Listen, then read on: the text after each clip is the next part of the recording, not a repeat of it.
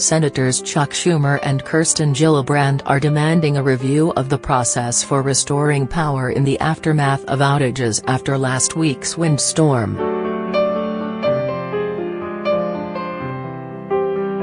In a letter to Carl Taylor, the president and CEO of NYSEG and RG&E, Schumer and Gillibrand also asked transparency concerning what steps the companies are taking when reacting to significant storms. NYSEG and RG&E originally told local officials and customers it would not take more than 24 to 36 hours to fully restore power, which the senators describe as inaccurate.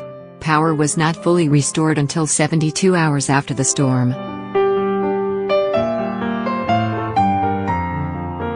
We write to express our deep concern over the extended power outages for thousands of New York households following the April 4 high wind storm, as well as concerns we heard from constituents and local officials about a lack of communication, and in some cases miscommunication, from NYSEG. The storm resulted in widespread damage, dangerous roads and conditions, downed trees, and prolonged power outages across upstate New York, the senators wrote.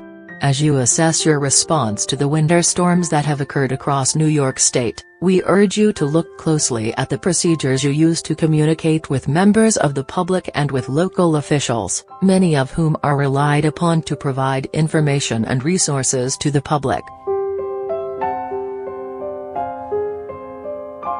The utility companies were criticized and investigated for how they handled the windstorm in March of 2017, taking nearly a week to get everyone back online. Click here to read the letter in its entirety.